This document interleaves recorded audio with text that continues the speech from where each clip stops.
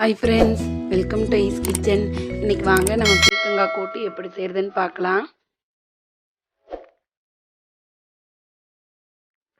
ஒரு கடாய் வச்சுக்கலாங்க. தேவையான அளவு எண்ணெய் ஊற்றிக்கலாம். 1/2 ஸ்பூன் கடுகு போட்டுக்கலாம்.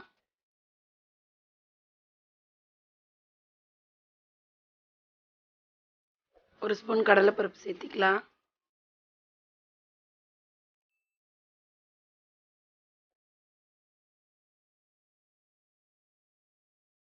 நான் சின்ன வெங்காயம் பச்சை மிளகாய் வெட்டி வச்சுருக்கிறேங்க. முதல்ல பச்சை மிளகாய் சேர்த்திக்கலாம்.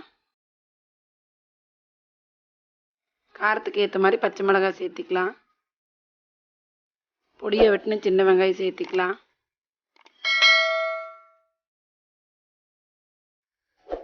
அதை நல்லா வணக்கி விட்டுறலாம். வெங்காயம் நல்லா வணங்கட்டுங்க. ஒரு 5-6 வெள்ளைப்பூண்டு உரித்து வச்சுருக்கிறேன். வெள்ளைப்பூண்டு சேர்த்திக்கலாம். அதையும் நல்லா வணக்கி விட்டுறலாம்.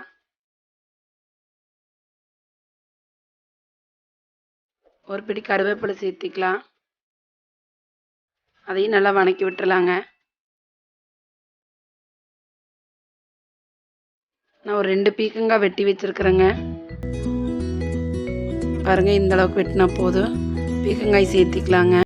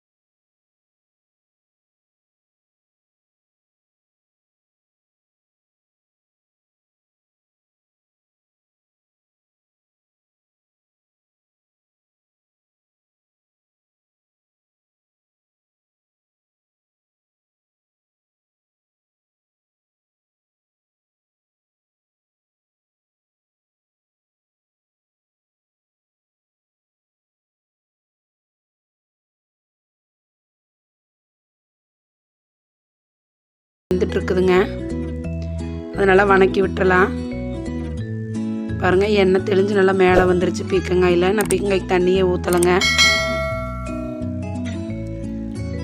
அரைச்சி வச்சு தேங்காய் விழுது சேர்த்திக்கலாம்.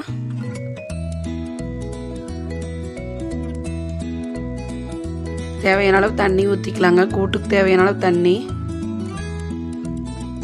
அதையும் நல்லா கலந்து விட்டுறலாம்.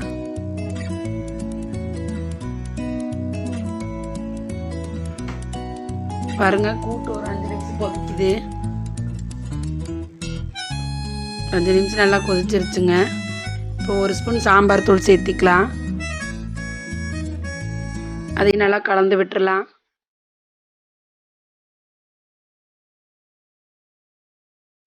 பாருங்க, நல்லா கொதிச்சு வெந்து வந்துருச்சுங்க.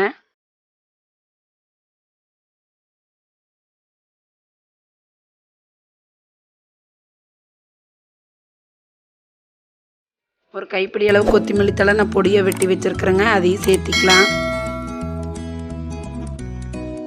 நல்லா கிளறி விட்டுறலாங்க. பிடிச்சிருந்தால் ஷேர் பண்ணுங்கள், லைக் பண்ணுங்கள், கமெண்ட் பண்ணுங்கள்.